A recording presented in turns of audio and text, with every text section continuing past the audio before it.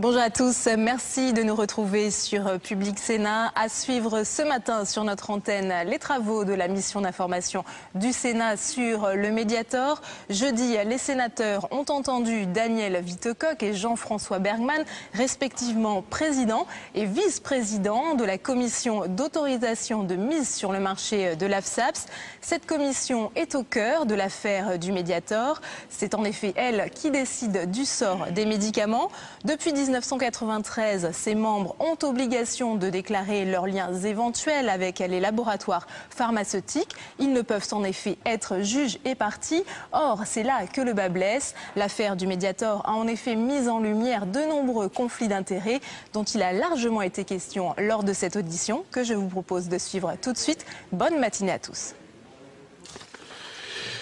Bien, mes chers collègues, donc nous poursuivons ces auditions avec Monsieur Daniel Wittecocq, ici présent, à droite, qui est donc président de la commission d'autorisation de mise sur le marché de l'AFSAPS, et Monsieur le professeur Jean-François Bergmann, qui est vice-président de cette même commission. Alors, je vous rappelle, messieurs les professeurs, que cette audition est ouverte à la presse, pour qu'il n'y ait pas de malentendu. Elle fait l'objet d'un enregistrement en vue de sa diffusion sur le site internet du Sénat et éventuellement sur la chaîne Public Sénat. Je vous demanderai aussi, puisque cette audition est publique, et en application de l'article L 4113-13 du Code de la santé publique, de nous faire connaître si vous en avez, mais j'ai pu consulter sur le site de la SAP que vous en aviez, vos liens avec des entreprises produisant ou exploitant des produits de santé ou des organismes de conseil intervenant sur ces produits. Monsieur Wittecocq peut-être, et puis ensuite Monsieur Bergmann. J'ai la déclaration publique d'intérêt et sur le site de l'AFSAPS, donc oui. Oui. J'ai des conflits d'intérêts au titre de mon service. Non, je parlais des liens d'intérêt. Ah, des liens d'intérêt. Oui, non, je ne parle pas de conflit, non. Des liens, oui. Aucun. Je n'ai aucune activité de conseil. Alors, sur la... Attendez. J'ai consulté, je l'ai là, je crois, vos liens d'intérêt, enfin, tels que vous les avez déclarés. Vous allez me dire s'ils sont exacts, puisque c'est une déclaration que vous avez faite le 1er octobre 2009. Bon, peut-être qu'il y a une déclaration plus récente, mais en tout cas, elle n'est pas rendue publique. En tout cas, à cette époque, vous déclariez avoir des liens d'intérêt avec GSK, et effectivement, tout le reste est en anglais. Alors, comme je ne pratique pas l'anglais, donc je ne comprends pas ce qui est marqué, mais en tout cas, GSK, je comprends, puisque c'est l'acronyme de Glaxo Smith Kline, qui est un laboratoire bien connu. Donc, à cette époque-là, vous déclariez avoir des liens d'intérêt avec ce laboratoire. Aujourd'hui, vous me dites que vous n'en avez plus. J'ai des liens d'intérêt, oui, compte tenu des études qui sont pratiquées dans mon service. Je suis spécialisé en maladies infectieuses et non, très mais impliqué. Je vous donne l'explication. Je n'ai pas besoin d'explication. Vous me dites simplement que vous avez des liens ou vous n'en avez pas. J'ai des liens. Là, je ne demande pas des justifications. Est actualisée, puisque j'actualise tous les 3 à 6 mois à peu près. Chaque fois qu'il y a un élément nouveau, elle est actualisée. J'ai dû l'actualiser la dernière fois, il y a 2 ou 3 mois, je crois. Ah bon? Alors ça ne figure pas sur le site de l'AFSAPS, je ne sais pas. Alors, vous avez fait une déclaration qui ne figure pas sur le site de l'AFSAPS. Parce que la seule qui figure, c'est celle que vous avez faite le 1er octobre 2009. Et vous dites que vous en avez fait depuis. Tous les membres des différentes commissions ou groupes de travail doivent actualiser au moins une fois par an, et chaque fois qu'ils ont un lien d'intérêt nouveau, donc ils le font. Oui, mais malheureusement, il y a quelque chose qui ne fonctionne pas. C'est donc au niveau de l'AFSAPS à ce moment-là. Oui. C'est-à-dire que vos déclarations ne sont pas transmises. Si vous souhaitez, je vous ferai parvenir la déclaration actualisée, qui, je crois, doit dater, à mon avis, d'il y a 2 ou 3 mois. Oui. Et là, vous n'avez plus de lien d'intérêt. J'ai des études qui sont en cours à la... Non, mais vous avez des liens d'intérêt. Oui, il y a des liens d'intérêt qui se font, mais pour lesquels je n'ai aucun intérêt personnel. Ce sont des études qui sont faites dans mon service. Oui, mais enfin, vous savez bien qu'il y a plusieurs types de liens d'intérêt. Hein. Il y en a d'ailleurs, on a divisé ça en 7 ou 8 catégories. Hein. Je crois qu'ils portent un sigle particulier. Hein.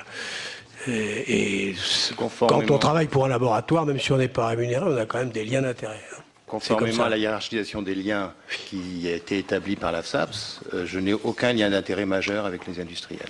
Oui, mais vous avez donc... Bon, alors, je retiens donc de votre déclaration que celle que j'ai en ma possession n'est pas la bonne, que vous l'avez actualisée et que malheureusement, cette actualisation ne figure pas sur le site de la FSAPS. Hein. Vous l'aurez demain par... D'accord. Monsieur le professeur Bergmann, à votre tour. Alors j'ai aussi une déclaration d'intérêt.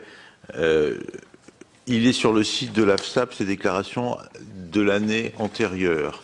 Je pense que les déclarations 2010 ne sont pas rendues publiques tant que le rapport d'activité AFSAPS 2010 n'a pas été publié.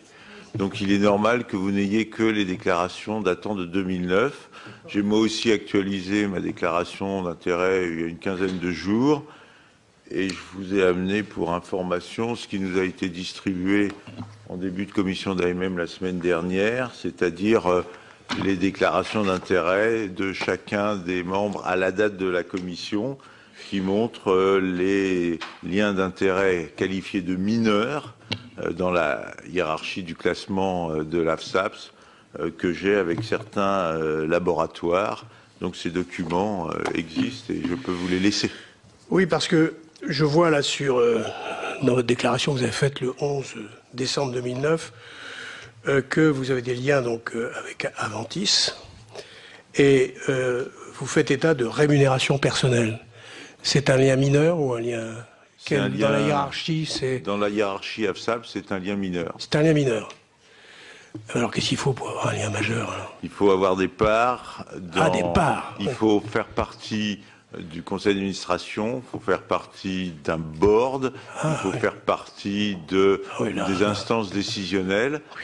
Et concernant ce lien avec Sanofi Aventis, il correspond à un essai clinique qui s'appelle l'essai LifeNoc, c'est un essai thérapeutique international réalisé essentiellement au Mexique, en Tunisie, en Chine et aux Philippines chez 9000 malades qui comparent l'enoxaparine au placebo dans la prévention de la mortalité chez les malades hospitalisés en médecine interne.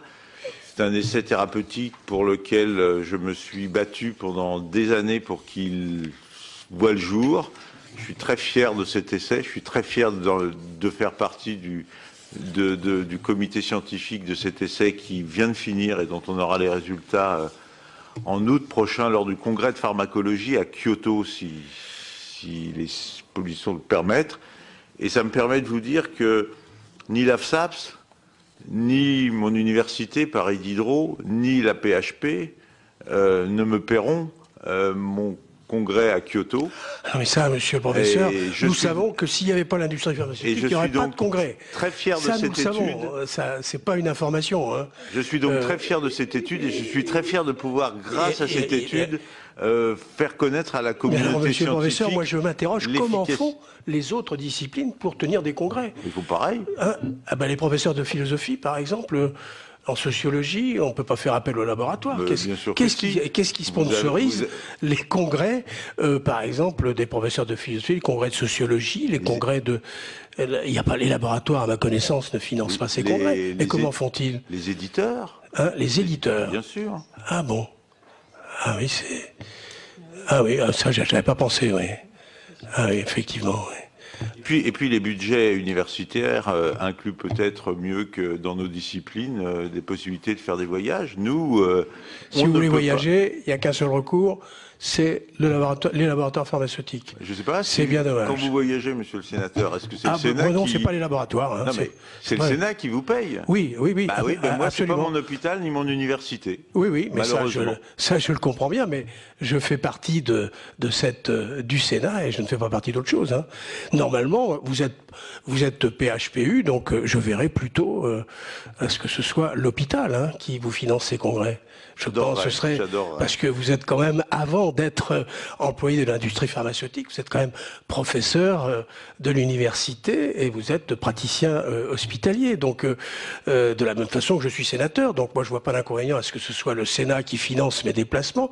De la même façon, je ne verrai pas d'inconvénient à ce que ce soit l'université ou l'hôpital qui finance vos congrès. Mais où je m'interroge, c'est lorsque je constate que ça n'est ni l'un ni l'autre qui finance vos congrès, mais les laboratoires pharmaceutiques. Hein, c'est de la même façon. Moi, j'ai été invité récemment par un groupe agroalimentaire à visiter, voyez-vous, la plus grande fabrique de chocolat en Europe à La Haye. Ben, j'y suis pas allé, figurez-vous. Parce que j'estimais que si je voulais aller à La Haye visiter, ben, j'avais qu'à le faire sur mes deniers ou demander à ce que le Sénat finance. J'y suis pas allé. Effectivement, j'aurais pu y aller. Je pense qu'il y a un certain nombre de mes collègues qui sont allés. Mais là, il y a effectivement conflit d'intérêts, voyez-vous. Mais ça, c'est une autre conception. C'est une autre conception. Il est de notre obligation hospitalo-universitaire de faire de la recherche. Oui. Nous avons des points qui s'appellent les points SIGAP, les points de publication, qui font partie des décisions de la PHP et de l'université pour les moyens, les crédits, etc., etc. Donc nous avons obligation de faire de la recherche, mais des moyens humains supplémentaires à l'intérieur de l'hôpital. Par exemple, si vous ne faites pas de recherche aujourd'hui en CHU, vous n'avez pas dans la classification SIGAP de vos points de publication, vous êtes en bas et ça retentit. Je pense, nous aimerions tous que ceux qui nous demandent de faire de la recherche soient aussi ceux qui la financent. Mais quand je reparle de mon essai LifeNox, j'irai voir un PHRC en disant « Est-ce que vous voulez financer l'essai LifeNox, enoxaparine versus placebo en mortalité ?» On me répondra « Non, non, non, on n'a pas d'argent à mettre là-dedans, c'est un problème à voir avec Sanofi-Aventis. » Et donc, il y a effectivement une espèce de situation schizophrénique où nous sommes obligés de faire de la recherche, mais on ne nous donne pas les moyens financiers pour la faire ou pour la présenter dans des congrès internationaux. Donc, si le voyage à Kyoto était payé par la PHP ou par l'université de Diderot ou par l'AFSAPS, je serais ravi d'y aller avec eux. Absolument. Mais comme il ne l'est pas, je vais avec Sanofi-Aventis. Oui, mais je pense que il est au contraire utile que vous participiez à une recherche, même si elle est financée par Sanofi-Aventis, hein, ça, il n'y a absolument aucun problème. Mais où ça pose problème, c'est lorsque vous vous retrouvez à la tête d'une commission comme celle dont vous êtes le vice-président, pour examiner des médicaments qui sont produits par Aventis. Et là, il y a effectivement un problème. Et je crois d'ailleurs que le règlement je l'ai sous les yeux, de l'AFSAPS, me semble clair. Hein. Il dit que le président et le vice-président ne peuvent réaliser de rapport d'expertise sur les dossiers soumis à l'évaluation de l'AFSAPS, ne peuvent avoir une activité régulière de consultant pour le compte de ces entreprises. Alors effectivement, c'est votre cas, hein, je le reconnais, mais il n'empêche que lorsque vous examinez un médicament comme vous l'avez fait, comme vous le faites souvent, hein, concernant tel ou tel laboratoire, je prends un exemple simple, celui de Sanofi-Aventis, puisque vous en avez parlé, eh bien, j'observe que malheureusement, lorsqu'on examine des médicaments produits par Aventis, les 14 membres de la commission d'AMM qui ont des liens avec Aventis ne quittent pas la séance. Et ça, effectivement, je le regrette personnellement parce que là, il y a malgré tout une violation de la réglementation de l'AFSAPS. Hein, et je peux vous citer le cas auquel je fais référence, si vous souhaitez. Enfin, c'était une réunion de septembre. Hein, j'ai pris ça au hasard, mais il y en a beaucoup d'autres. Hein, bon. Il y a là, effectivement, il y a un véritable problème. En tout cas, je peux vous témoigner que chaque fois qu'il y a un dossier de Sanofi-Aventis je peux vous témoigner que chaque fois qu'il y a un dossier Sanofi-Aventis qui est discuté en commission d'AMM, Jean-François n'est pas dans la salle. Hein. Vous quittez? Moi, je n'ai pas de lien d'intérêt majeur. Mais vous quittez? Oui, absolument. Alors écoutez, il y a quand même là quelque chose qui m'a un petit peu surpris. Hein. J'ai sous les yeux là la réunion de septembre 2010. Septembre 2010, je vais la retrouver. Voilà. Une commission d'AMM qui a eu lieu le 9 septembre 2010. Vous avez donc examiné, alors je sais bien, vous les avez examinés très très rapidement, mais en tout cas, vous les examinez un certain nombre de médicaments qui sont donc fabriqués par Aventis. Il y avait le Lovenox, il y avait d'autres, le Malox par exemple, etc. etc. Et lorsque vous avez examiné ces médicaments, tous les membres de la commission sont restés présents. Le seul qui ait quitté la salle, c'est monsieur Jean-Roger Claude, lorsqu'on a examiné un médicament, c'était le Bufexamac, et là il est sorti parce qu'il avait effectivement des liens d'intérêt avec le laboratoire qui le fabrique. La question que vous posez, bien entendu, je vous demande de me croire, c'est le problème du secrétariat de la commission d'AMM qui, depuis quelques mois, a fait des progrès. Et à la limite, je remercierai, hélas, même si c'est un peu triste, la problématique du Mediator. Au jour d'aujourd'hui, vous avez même sur le site le verbatim complet des commissions d'AMM, parce que les comptes rendus ne faisaient pas à cette époque-là état systématiquement des gens qui entraient ou qui sortaient. Donc au jour d'aujourd'hui, les choses sont plus claires, et vous allez le voir en tout cas à travers les verbatims. Bon, en tout cas, vous reconnaissez que le 9 septembre 2010, la réglementation n'a pas été respectée. Il faudrait que je me repenche, je ne peux pas vous le dire comme ça, vous me prenez au dépourvu. Vous ne pouvez pas me le dire comme ça. Bon. Je pense qu'il faut revenir. Donc là, je vous ai amené, par exemple, ce qui a été présenté en dernière séance, où pour chacun des membres, il y a conflit d'intérêt 0, 1, 2, selon qu'il soit mineur ou majeur. Tous ceux qui ont un conflit majeur, numéro 2, sont avertis avant la séance par David Morel du fait qu'ils devront quitter. Il faut dire aussi que si... Très franchement, la discussion qu'il y a eu sur le Malox, sur un produit auquel vraiment, moi, j'ai jamais tellement participé, consiste à modifier une phrase dans la monographie sur l'utilisation du Malox chez la femme enceinte. Quand on voit le programme que je vous ai amené aussi, le programme de la commission d'AMM de la dernière fois, qui fait à lui seul 9 pages, avec, je sais pas, 90 ou 100 produits qui vont y discuter, dont certains produits qui vont y discuter en groupe. C'est-à-dire qu'on va discuter, par exemple, d'un problème avec les antitussifs, il y a 12 labos qui ont des antitussifs.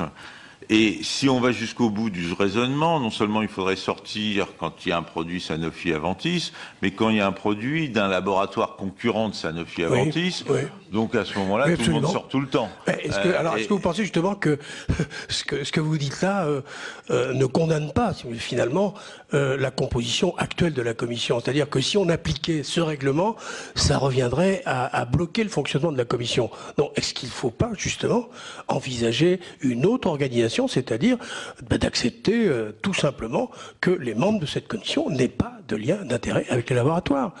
C'est quelque chose qui me semblerait beaucoup plus simple.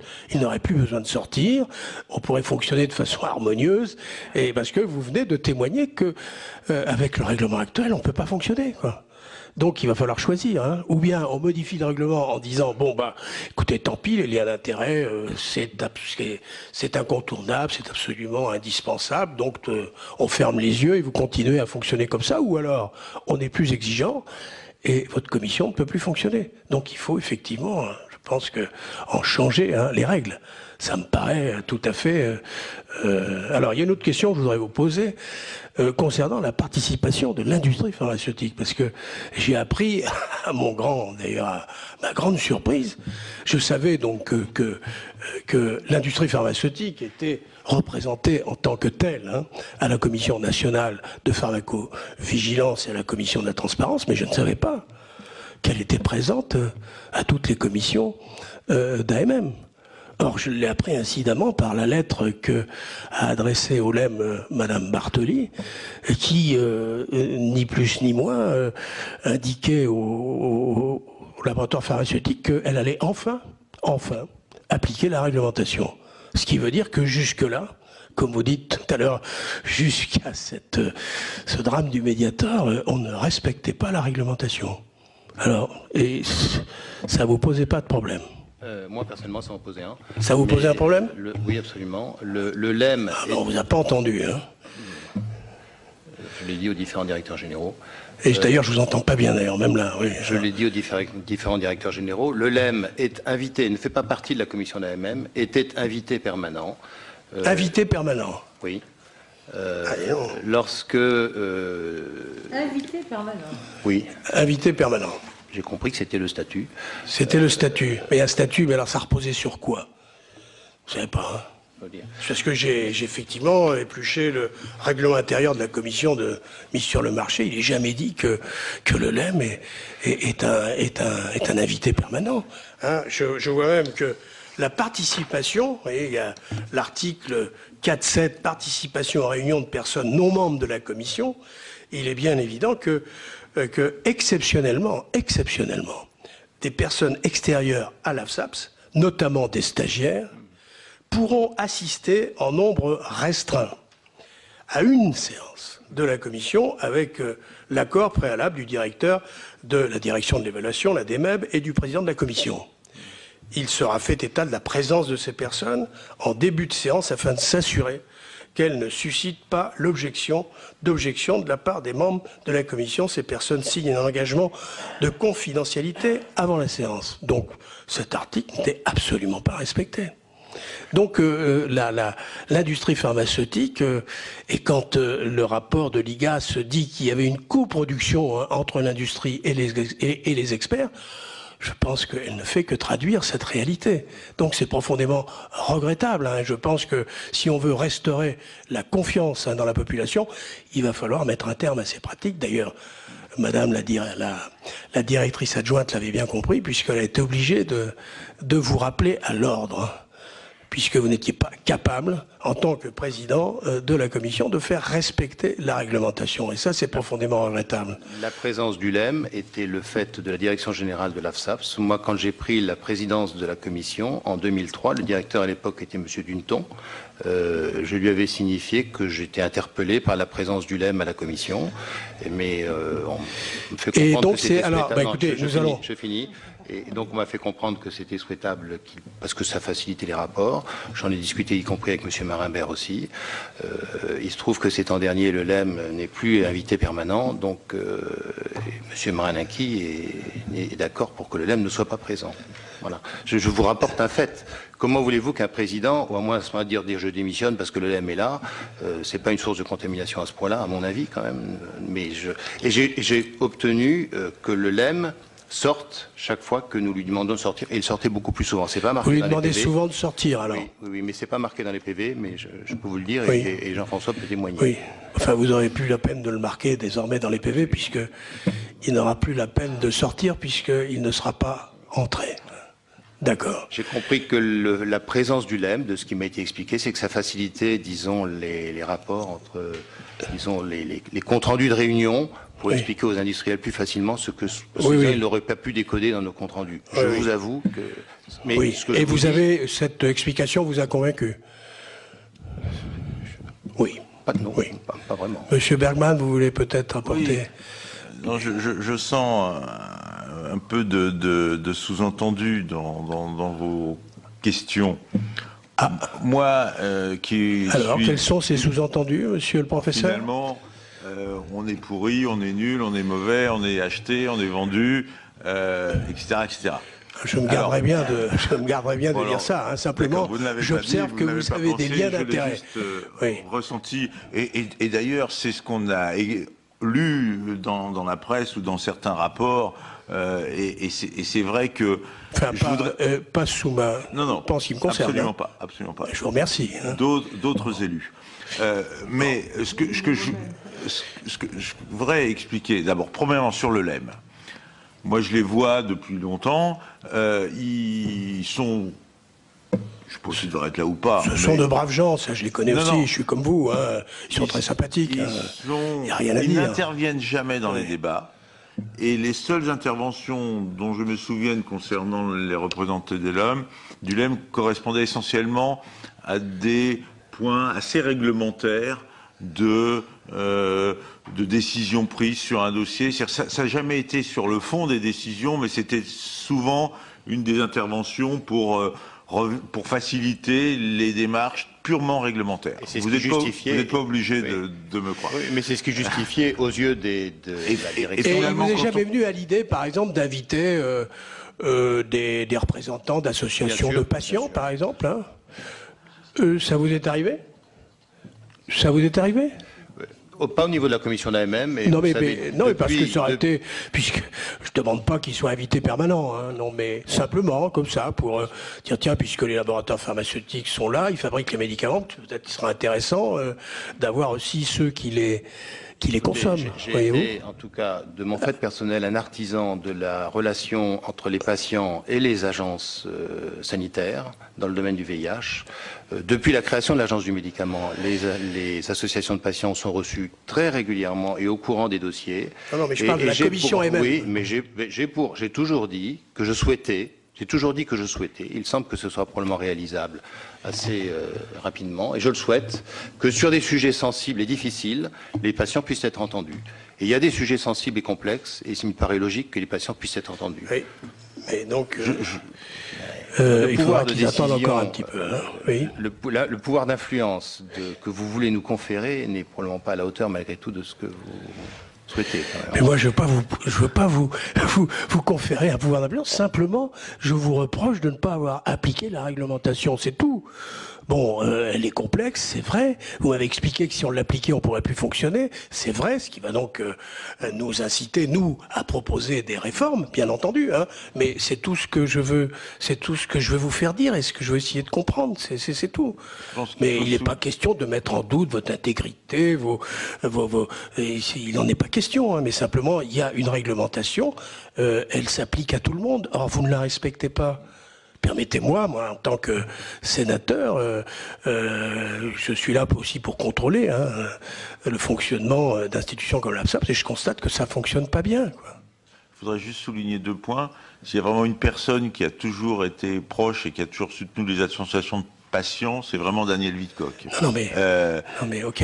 Dans le domaine du VIH, et je peux témoigner que dans les discussions que nous avons, en particulier pour les médicaments sensibles, où les associations de patients sont importantes, les maladies rares, les maladies orphelines, le VIH, Daniel Wittkopf a toujours voulu exprimer et prendre la position des patients. Le deuxième point concerne notre fonction au sein de l'AFSAPS. Je vous rappelle que nous sommes bénévoles, que nous faisons ça...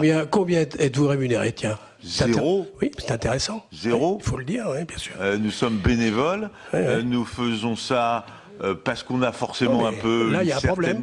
Une certaine foi, je suis d'accord. Une certaine foi dans l'évaluation. Absolument. Moi, j'ai été vice-président de la commission de la transparence pendant un certain nombre d'années. Maintenant, je suis vice-président de l'AMM. J'ai été rapporteur, ça fait 20 ans que je fais ça bénévolement. Pourquoi croyez-vous qu'on va le jeudi matin à 8h30 au Carrefour Pleyel avec 900 pages de dossiers qu'on a lus pendant le week-end précédent? Vous croyez que c'est parce qu'on y croit? Moi, je crois rien. Moi, je crois rien. Moi, j'observe. Pourquoi voulez-vous qu'on fasse ça?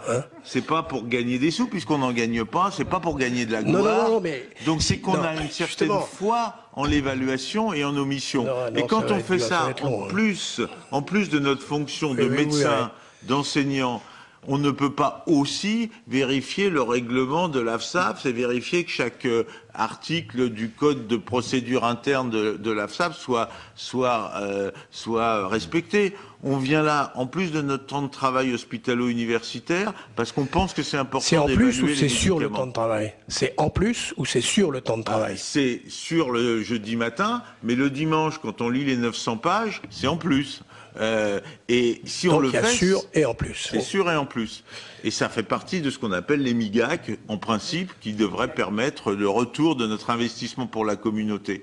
Mais c'est vrai qu'on fait ça parce qu'on y croit, parce que c'est important que, en particulier dans le domaine de l'infectiologie, la France puisse faire entendre sa position au niveau des AMM européennes, par exemple, mais on n'est pas non plus tenu de vérifier la totalité des missions de la structure, de la commission de pharmacovigilance, de ce que fait le laboratoire machin et le laboratoire truc. Non, moi je parlais de la réglementation de la commission d'AMM à laquelle vous appartenez. Hein. Je vous ai pas, bien sûr, je ne vais pas vous demander des comptes sur la commission de pharmacovigilance, bien entendu. Madame Blandin, vous avez demandé la parole. Vous avez donné beaucoup de réponses que j'attendais. Donc le LEM était présent, il était quelquefois sortant à votre demande, il n'était pas complètement muet, mais vous dites que c'est sur des interventions ciblées. Il y a des précisions que j'aimerais avoir en plus. Combien de personnes, un représentant ou plusieurs, du LEM, et quelles personnes? Est-ce que les présents étaient adaptés à l'ordre du jour de ce qui allait être débattu? Ou est-ce que c'était toujours le même représentant? Il y avait deux représentants du LEM qui étaient toujours les mêmes. Absolument. Et je confirme ce qu'a dit Jean-François. Il n'intervenait jamais sur le fond des dossiers, c'est uniquement sur des aspects, disons, réglementaires ou de... Ils intervenaient quand même. Bah, ils demandaient la parole pour quand il y avait un point quand de... même pas leur refuser la parole. Bien sûr. À partir du moment où ils sont là, j'estime que ça va de soi. Mais quand il y avait un problème, sûr, disons, d'équité industrielle qui pouvait se poser et qu'à la limite, le LEM pouvait donner des informations, puisque c'est un syndicat, à un autre industriel, donc dans ces cas-là, je leur demandais de sortir. Oui. Ce qui n'a jamais posé moins de problème. Monsieur Le Maine. Je voulais une petite précision. Lorsque les décisions, comment sont prises les décisions d'une manière pratique dans le cadre de votre commission, donc il y a une délibération, donc tout le monde intervient de façon à essayer de décider, mais au moment de la décision, c'est un vote à main levée, c'est un vote à bulletin secret. Comment ça se passe dans la pratique? Oui, comment se déroule, c'est une question que je voulais poser, comment se déroule une pour voir. réunion d'examen d'une demande d'AMM voilà. Donc, globalement, comme dit Jean-François, les 900 pages et les 9 pages d'ordre du jour sont de toute façon déjà prédigérées par les groupes de travail. Hein. Sinon, vous imaginez pas quand même quand...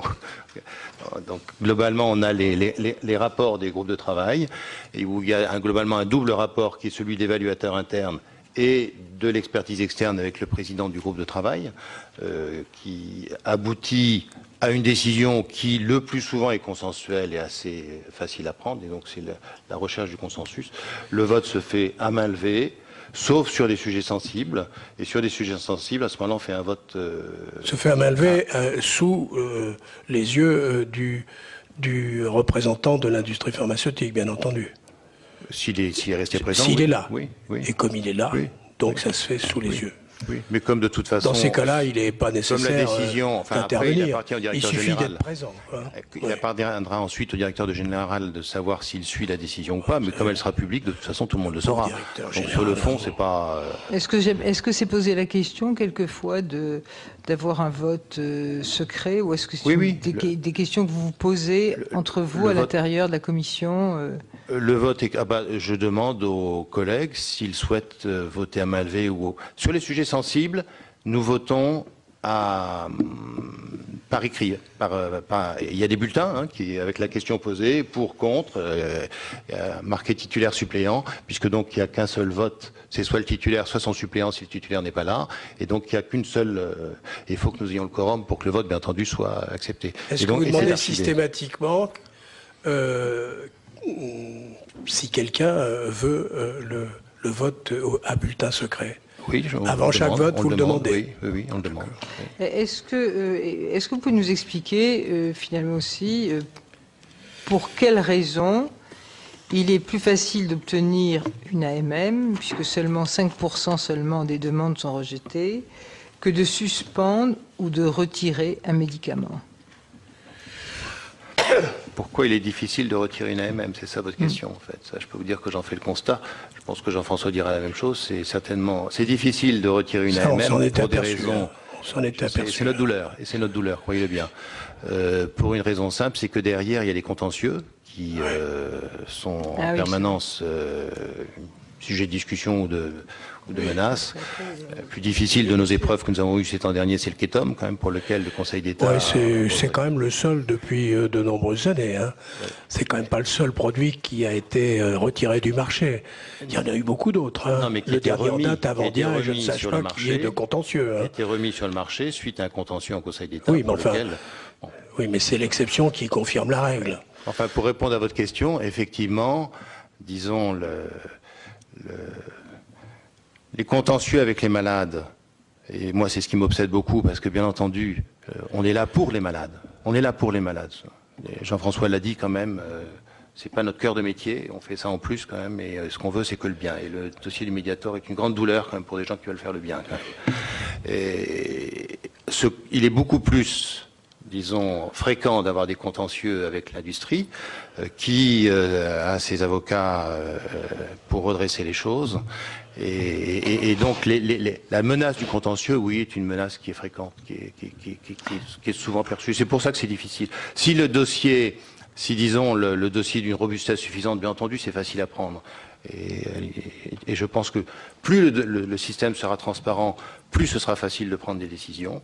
Mais sur les sujets qui sont à la marge, la crainte du contentieux est réelle, oui. Alors, et elle nous est rappelée.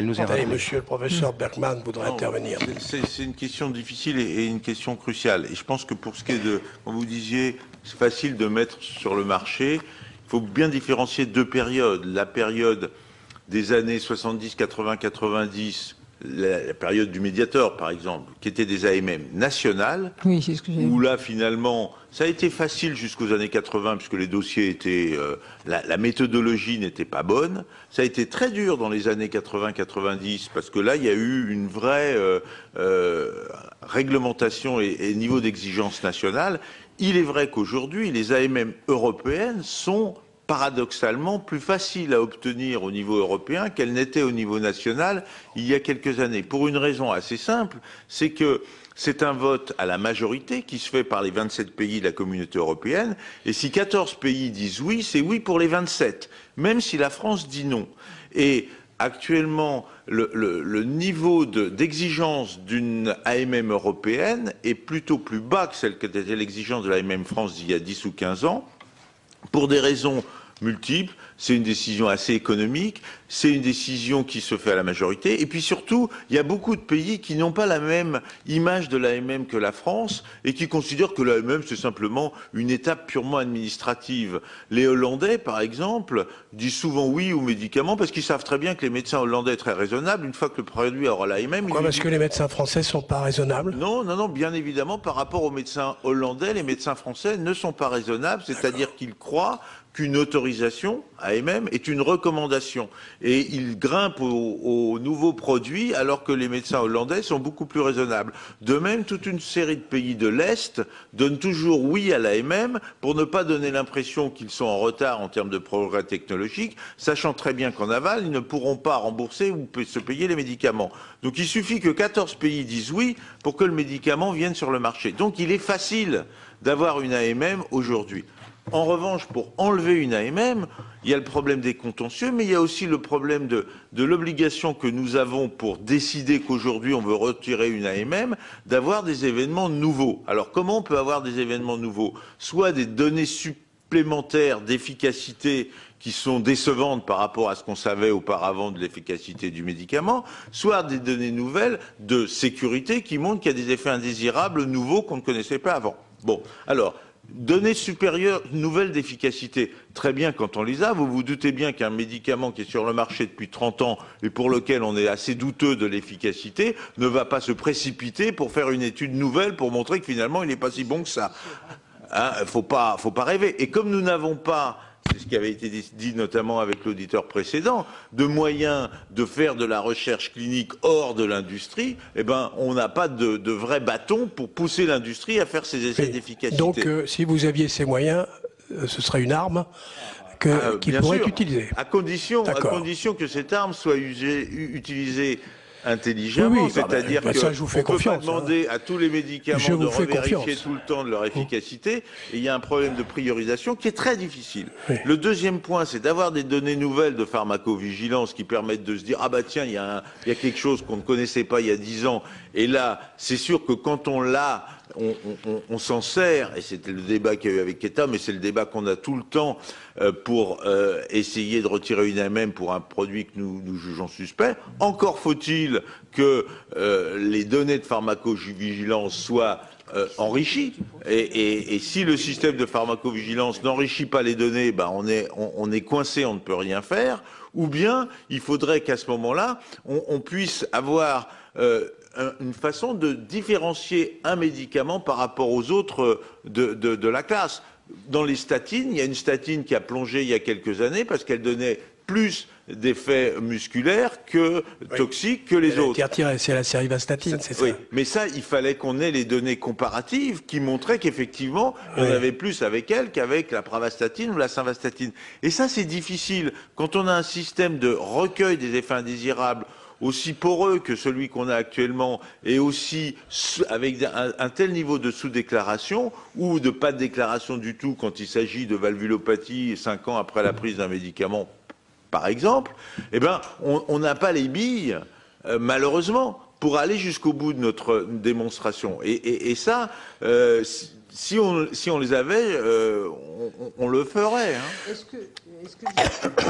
que vous pouvez nous rappeler les conditions dans lesquelles la décision initiale d'AMM a été obtenue, pour prendre un exemple concret, par les laboratoires Servier pour la commercialisation de Mediator? Est-ce que En 78, c'était, je dis pas le désert, mais pas loin, quoi, la brousse. Là, ça me paraît... Accepter qu'on était encore un peu petit quand même. D'accord. C'est une question... Non, mais ce qu'a dit Jean-François sur les éléments nouveaux, je trouve, parce que somme toute, on est quand même là pour Mediator. Donc je pense qu'il faut aussi qu'on en parle quand même. Ah oui, oui. Mais il nous reste encore du temps, Monsieur le Président. Rassurez-vous, non, mais pour nous faire allions le y lien, venir. Hein. Pour faire le lien, disons, avec ce que dit Jean-François Bergmann sur les éléments nouveaux et les difficultés des études post-AMM, elles ont été demandées quand même. Elles n'étaient pas de notre fait, d'ailleurs, parce que c'était en 2000 qu'elles ont été demandées. En 2000, il a été demandé des études pour clarifier quand même la place du médicament dans le diabète et le risque de valvulopathie, qui est parce que c'était une source de longues études. Hein. Elles ont été commencées tardivement. Elles ont été commencées fort tardivement pour donner leurs résultats en 2009, qui ont confirmé effectivement les données de Mme Frachon. Les essais pré-AMM sont quelquefois moins longs. Hein. Bien sûr, mais si nous avions eu des possibilités, encore une fois, peut-être que vous nous donnez un pouvoir d'influence qui est plus important que ce que vous croyez, on aimerait bien l'avoir. S'il y avait pu y avoir un PHRC, par exemple, sur le risque de valvulopathie enclenché en 2000, avec une participation de Servier, je ne sais pas, peu importe, mais sur le fond, si on pouvait avoir cette exigence, cette étude qui a été demandée en 2000, elle a commencé en 2003. Oui, ça a traîné, hein, c'est le moins qu'on puisse dire. Et si vous rajoutez ensuite... Les PHRC ne sont pas suffisants. Ils ne sont pas suffisamment nombreux. Enfin, je ne sais pas si PHRC, mais là, vous savez... Jamais on aurait eu un PHRC là-dessus. Si au moins cette triste épreuve peut déboucher sur le fait que... Et c'est pas nouveau, parce qu'on s'est déjà rencontrés pour d'autres sujets. Il faudrait que ça avance. Il faudrait que ça avance. Parce que les experts ne peuvent pas être responsables de tout. Je suis désolé, on n'est pas responsable du fonctionnement interne de l'AFSAPS, on est là que pour aider. On est là que pour aider. Non, mais le responsable a démissionné, je vous signale. Hein. Voilà. Oui. Bon. Mais bref, il y a une structure. Et deuxièmement, les industriels doivent faire leur travail. Et troisièmement, les médecins... Je trouve qu'ils le font très très bien, en ce qui me concerne. Bah, sur ce dossier-là, je suis admiratif. Hein. Sur ce dossier-là, ce que je déplore, c'est que en face, ce soit moins efficace. Sur ce dossier-là, je ne suis pas satisfait. Je suis admiratif devant le professionnalisme des industriels du médicament. Ça. Écoutez, moi, en tout cas, je ne sais pas si vous faites de l'humour ou pas, mais je ne suis pas satisfait. Je ne fais pas de l'humour, non, je parle sérieusement. Je pense qu'elle est très bonne, industrielle. Et je voudrais pouvoir dire la même chose des autorités de santé. Malheureusement, je ne peux pas. Oui. Enfin, il y a il faudrait être admiratif.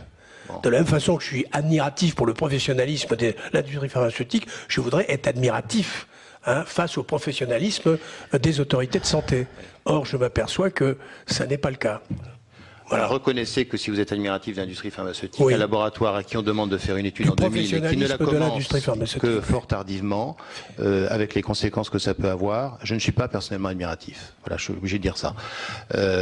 L'autre élément, c'est si le corps médical, et là, on est sur un problème très global, de pédagogie aussi, peut-être universitaire, mais la place qui est faite à la pharmacovigilance dans l'enseignement est probablement trop orpheline, mais si les médecins, quand même, avaient plus tendance à déclarer les événements indésirables, les signaux d'alerte, le système serait un peu différent. Écoutez, on est obligé de faire avec. On est obligé de faire avec. C'est notre douleur. Et c'est notre douleur. On est bien obligé de constater quand même que les laboratoires sont quand même très très forts. Le laboratoire Servier a réussi à maintenir pendant 30 ans sur le marché un médicament qui servait à rien et qui en plus était toxique. Et face à cette situation, les autorités sanitaires n'ont absolument rien pu faire. Et je sais que vous ne le reconnaissez pas, mais il a fallu l'intervention d'Irène Frachon pour que on en arrive finalement à la suspension de ce médicament. Mais je sais que vous n'êtes pas d'accord, puisque je l'ai lu dans les différents mails que vous adressez, etc., que vous pensiez que ça n'était pas du tout Irène Frachon qui avait en quoi que ce soit amené la suspension, le retrait de ce médicament, mais que c'était l'étude régulée, plus l'étude de la... je suis... écoutez... J'ai lu dans un de vos mails, c'est ce que vous m'avez dit. Monsieur le Président, vous avez face à vous le rédacteur de ce mail, donc à la limite... Vous avez le rédacteur du mail. Pour une fois, vous m'avez en face, plus qu'avoir un document. Absolument. Donc je peux m'exprimer sur le mail quand même. Absolument, oui. Voilà. Ah bah bien sûr. Ce mail non, mais moi c'est ce que j'ai lu. Oui. Voilà. Bon, mais d'abord, ce document n'est pas public. C'est un document qui est interne à l'ensemble de nos collègues de... Enfin, vous l'avez quand même adressé à la chargée des relations publiques de Servier, quand même. J'ai répondu. Quand même. J'ai fait, vous savez... Enfin, je pense que vous avez un ordinateur, donc vous savez, quand vous faites répondre à tous, et d'ailleurs c'est quelque chose que je dis... Comment quand vous cliquez sur répondre à tous, vous avez la liste de tous les gens avec qui vous avez répondu. Donc ce mail a été écrit... C'est à Claude Nancy, c'est pas n'importe qui. Oui. C'est la personne qui est chargée des relations publiques du laboratoire Servier. Oui. Ce mail, bon, alors peut-être que ça vous a échappé, mais enfin, c'est quand même... C'est l'épouse de Jean-Roger Claude, donc pour moi, dans la liste, c'était Jean-Roger Claude. Alors, je ne savais pas. Bon. Alors là, vous m'apprenez quelque chose. Vous ne savez pas que Madame Claude... D'ailleurs, ça m'importe peu. Si, moi, ça m'importe. Je connaissais Madame Claude Nancy, je ne connais pas Monsieur Claude. Donc, si vous me laissez m'exprimer... Mais c'est parce que c'était son épouse que vous lui avez envoyé le mail. Je ne comprends pas très bien. Allez-y, continuez. Si vous me laissez m'exprimer quand même. Oui. Ce mail a été... Parce que vous savez, pour être expert, on n'en est pas moins des hommes quand même. Et de temps en temps, on a quand même certaines douleurs quand même. La douleur, elle venait surtout, et c'était donc, vous avez le mail initial qui était le mail de Michel Dièvre, qui est un des membres de la commission d'AMM, au moment de la sortie du livre d'Irène Frachon. Et c'était pas tellement une critique d'ailleurs du livre d'Irène Frachon, et certainement pas, dans mon esprit, d'ailleurs je l'ai mis dans le mail, une critique d'Irène Frachon pour laquelle j'ai de l'admiration. Je le dis, et je le dis au Sénat. Je le dis au Sénat, oui, devant vous. J'ai beaucoup d'admiration pour cette personne qui, grâce à son obstination, a permis de faire déceler un problème pour lequel tout le système est passé à côté. Le laboratoire en premier, effectivement, le corps médical, tous les cardiologues, tous les chirurgiens cardiaques qui ont remplacé des valves à des patients qui ont reçu du Mediator, avec un aspect assez spécifique quand même, et qui n'ont pas noté qu'il y avait quelque chose qui se passait et une alerte qui pouvait... Comment voulez-vous que nous, experts... Mais comment voulez-vous que les chirurgiens cardiaques puissent faire le rapprochement? Jamais, à aucun moment, dans le RCP du Mediator, a figuré parmi les effets indésirables le risque de hypertension artérielle pulmonaire ou le risque de valvulopathie. Jamais. En 30 ans, jamais. Alors comment voulez-vous qu'un chirurgien, qu'un chirurgien puisse établir de lui-même un lien entre une valvulopathie et un risque qui ne figure même pas sur le RCP? Puis-je vous poser... bien sûr. Monsieur Simoneau, d'ailleurs, a été complètement étonné quand on lui a parlé de cette relation, parce que il était loin de penser qu'il puisse y avoir une relation entre Mediator et valvulopathie. C'est pour ça que le drame de Mediator est le drame aussi de tout un système de santé. Sur le fond, je ne sais pas si vous êtes médecin ou... Je l'ai été dans ma jeunesse, mais moi je ne cumule pas, si vous voulez. Quand je suis devenu sénateur, j'ai cessé d'exercer. Bon, bref. Voilà. Ce que l'on sait au jour d'aujourd'hui, c'est que l'aspect des valvulopathies associées au Mediator est un aspect très spécifique. C'est-à-dire que quand on remplace une valve de quelqu'un qui a reçu du Mediator, elle a un aspect, disons, bourgeonnant, qui n'a rien à voir avec la valvulopathie habituelle. Je ne critique pas, et je ne suis pas là pour non plus accuser qui que ce soit, mais je fais un constat simplement. Je fais un constat que les chirurgiens cardiaques ont remplacé des valves sans se rendre compte qu'elles avaient un aspect atypique. Je ne demande pas forcément à ce qu'il y ait un lien qui soit fait avec le Mediator, parce que là, il faut déjà la subtilité, mais au moins que la communauté cardiaque se dise tout d'un coup, tiens, c'est pas le retour du rhumatisme articulaire aigu qui arrive, il y a quelque chose qui se passe qui n'est pas normal. Si on a un système de santé qui fonctionne bien, l'HAS, tous les systèmes d'articulation de notre système, on devait percevoir un phénomène pour lequel ensuite, effectivement, il y avait le lien à faire avec le Mediator qui était autre chose. Donc au jour d'aujourd'hui, tout est simple et tout est clair. Ça n'était pas clair. Ça n'était pas clair à l'époque et comme vous l'avez dit, effectivement, donc ce double aspect à la fois des études faites tardivement pour lequel les évaluateurs et le système de santé a demandé quand même malgré tout en 2000 que des études soient faites. Parce que nous craignons quelque chose. Je ne peux pas accepter l'idée qu'on dise que nous ne craignons rien, qu'on n'a rien fait. Des études ont été demandées, elles ont été faites tardivement, effectivement, et Mme Frachon, heureusement, a permis de déceler ce phénomène et peut-être d'intervenir plus tôt. J'ai presque envie de dire c'est dommage qu'elle l'ait fait trop tardivement. Et je rends hommage. Donc oublions. Personne n'est parfait. Oui, mais enfin bref, je rends hommage à son travail. Et c'est une des pistes sur lesquelles effectivement. Vous, politiques, va falloir peut-être que vous agissiez aussi sur comment on peut articuler nos différents systèmes, comment on peut articuler le PMSI, c'est ce qu'elle a fait. Il est particulièrement subtil. Oui. Et je vais vous dire que moi j'ai un lien quasiment intellectuel avec Madame Frachon, c'est qu'au même moment où elle faisait son étude, moi j'ai fait une étude dans mon établissement sur le PMSI et la tolérance des anticancéreux, par exemple. Il y a un service de cancérologie qui est assez important dans mon établissement pour essayer de voir globalement si les effets secondaires qu'on observait sont les mêmes que l'on a dans les RCP de nos produits. Sur le fond, on n'a pas trouvé grand-chose. Madame Frachon, elle a mis dans le mille, effectivement, elle a découvert le lien qu'il y avait entre valvulopathie et donc en tout cas, moi je remercie. On doit rendre hommage à son travail. Enfin, j'en prends acte. Je voudrais quand même vous signaler que vous avez parlé du chirurgien cardiaque, mais quand même un cardiologue qui a été pris d'ailleurs un peu pour un farfelu. En 99, il s'appelle le professeur ou le docteur, je ne sais plus s'il est professeur Chiche, à Marseille, et qui avait fait le premier, le rapport entre Mediator et valvulopathie. Or, tout le monde lui est tombé dessus. C'est ce que j'ai lu, en tout cas, dans le rapport l'HAS, le laboratoire Servier, etc. J'ai appris tardivement. Et donc, ils sont pas tous, quand même... à classer parmi des spécialistes qui n'auraient rien vu. Il y en a au moins un qui a vu quelque chose et qui malheureusement n'a pas été suffisamment pris au sérieux. Monsieur le professeur Bergman. Ce débat est très important. C'est le cœur du problème. Et comme Daniel, on peut que louer ce qu'a fait Irène Frachon. On peut regretter qu'on ne l'ait pas fait nous plus tôt. Et on peut essayer de répartir les responsabilités, mais il est vrai qu'on retombe dans ce système d'œufs et de poules en disant « Ah mais les cardiologues et les chirurgiens cardiaques, si ça avait été dans les RCP, ils auraient été évoqués. Encore, je suis pas sûr que tout le monde lise les RCP de tous les médicaments qu'on prescrive.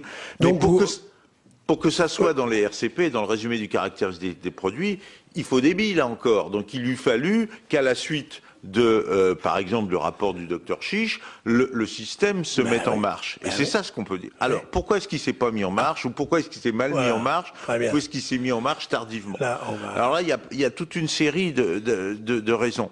J'étais la semaine dernière au congrès de la Société française de pharmacothérapeutique et de pharmacovigilance. Et ça, c'est payé par les laboratoires aussi? Non, là, je crois que pour Grenoble, c'était Grenoble. Je me suis payé mon billet de train moi-même. Bah, vous voyez. Bah oui. Mais c'est pas normal. C'est pas normal. Bah oui. Il y avait au moins 80 posters ou présentations de 3 essais indésirables de telle nature avec tel produit. Quand vous lisez un numéro de Prescrire, que je lis avec attention tous les mois, et auquel j'ai participé à la rédaction pendant des années, des médiateurs et pourquoi vous ne le faites plus? Pourquoi vous ne participez plus à la rédaction? Parce que le jour où j'ai été nommé maître de conférence des universités, j'ai été jeté. Non. Eh oui. Mais j'aime beaucoup Prescrire, néanmoins. Vous savez, on peut être jeté, mais quand même. Oui. Donc, quand vous lisez prescrire, des médiateurs like, il y en a 40 par numéro de prescrire. Donc tout le problème... Vous exagérez là quand même. Non, j'exagère pas, j'ai compté. Bah, écoutez, moi je lis aussi prescrire, peut-être moins bien que vous, mais enfin j'essaie.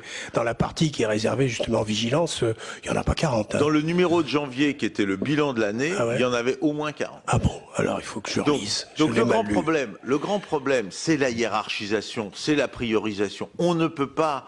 L'AFSAPS ne peut pas, les centres de pharmacovigilance ne peuvent pas tout gérer.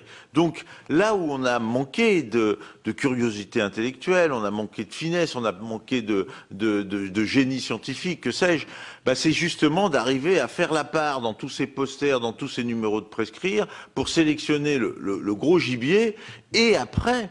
Donc d'abord on n'a pas bien sélectionné, et après une fois qu'on a si on avait sélectionné valvulopathie et médiator, il aurait fallu se donner des moyens spécifiques, prospectifs, que ne sont pas la notification spontanée. Parce que on sait très bien que la notification spontanée, 26 000 notifications par an, pour 200 000 médecins, ça fait en moyenne une notification par médecin tous les 10 ans. Or, on voit 10 effets indésirables par semaine. Donc, on n'en déclare pas. Donc, il lui fallut se donner des moyens spécifiques et prospectifs, adaptés, c'est-à-dire, en fait, faire ce qu'on peut faire maintenant depuis peu, le couplage entre les diagnostics du PMSI et les consommations, couplage entre une structure hospitalière, le PMSI... Vous voulez dire les études pharmaco-épidémiologiques. Mais attendez, il faut coupler des informations qu'on a à l'hôpital, PMSI, avec une consommation de médicaments à la CNAM, et la CNAM, elle a mis beaucoup de temps à accepter... Et éventuellement peut-être l'INSEE aussi pour la mortalité. Oui, mais alors, c'est vrai. Mais alors, l'INSEE, faut être complet parce que normalement, les déclarations de décès sont anonymes, donc c'est très difficile. Enfin, quoi qu'il en soit, tout le monde, la CNAM a mis un peu de mauvaise volonté, ou en tout cas de lenteur, à donner ces informations de consommation. Et de penser qu'un chirurgien cardiaque qui opère des valves toute la journée va demander spontanément est-ce que vous avez pris du médiateur il y a 3 ou 4 ans.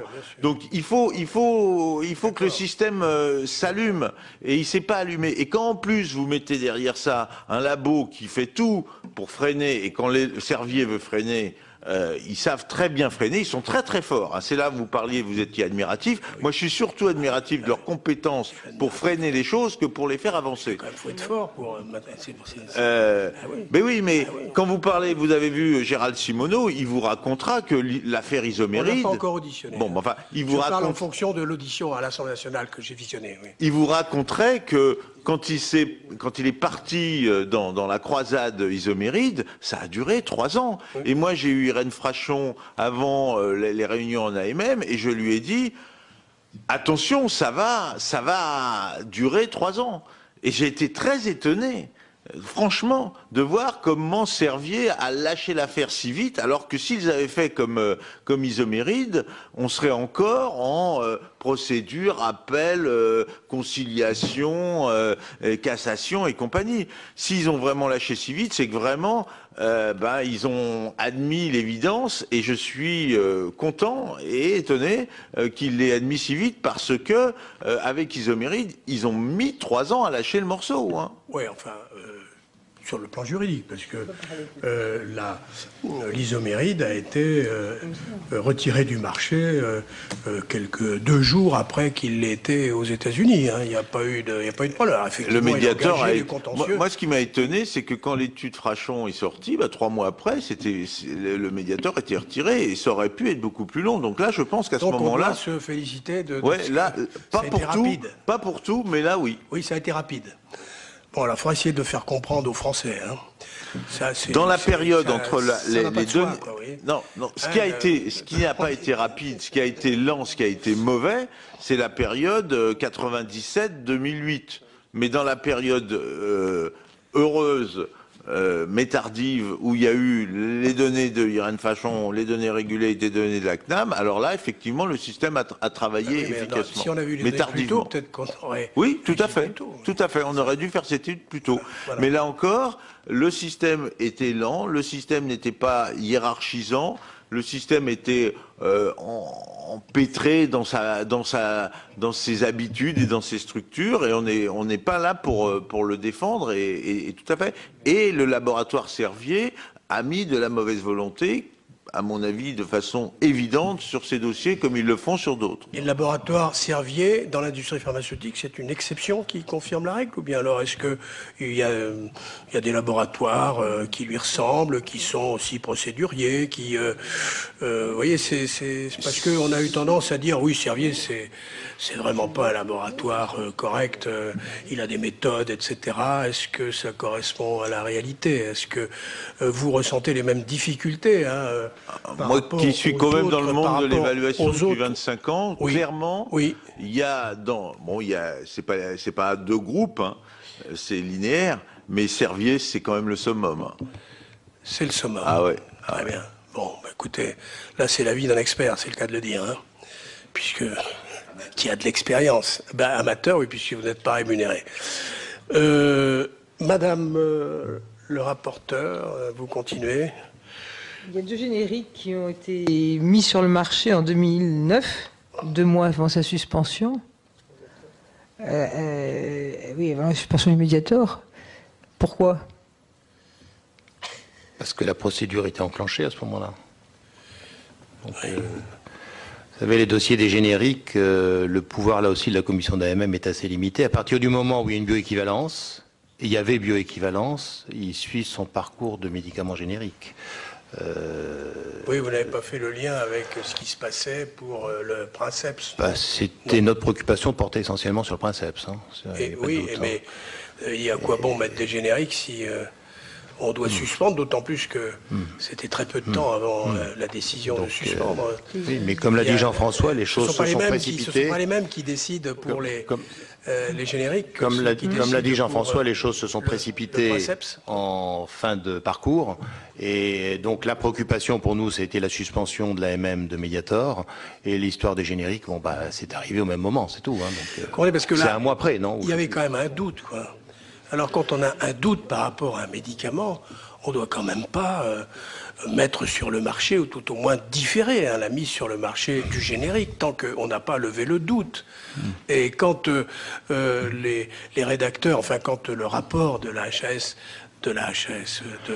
voulez-vous attendez, alors ça, monsieur, indique que le doute profite toujours au laboratoire et jamais au patient, vous avouerez qu'on en a là l'illustration. Et je trouve ça. Voulez-vous nous faire dire que les médicaments qui parfois nous inquiètent, nous interpellent, et il y en a un certain nombre pour lesquels il y a des questions quand même de rapport bénéfice-risque et qui sont génériqués, nous aurions au prétexte qu'ils peuvent représenter éventuellement un risque. Il me semble, oui. Eh ben, écoutez, à partir du moment où il y a bioéquivalence, il y a bioéquivalence. Voilà. Oui, mais enfin quand même.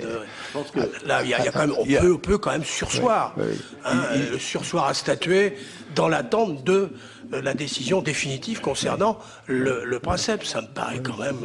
C'est vrai que la décision. Mais la peur du contentieux vous conduit même jusqu'à ne pas prendre de telles mesures. Vous avez peur que le laboratoire vous poursuive si jamais vous suspendez pendant 1 an, par exemple, la mise sur le marché du générique dans la mesure où vous avez un doute sur le Princeps. Ça me paraît quand même... là, c'est de la frilosité, là. C'est vrai que la décision, dans sa lisibilité, rétrospectivement... fait tâche. Hein. On n'en est pas fiers et il n'y a rien à dire de ce côté-là. Bon. Mais là encore... Donc vous ne recommencerez plus, alors? Non, mais...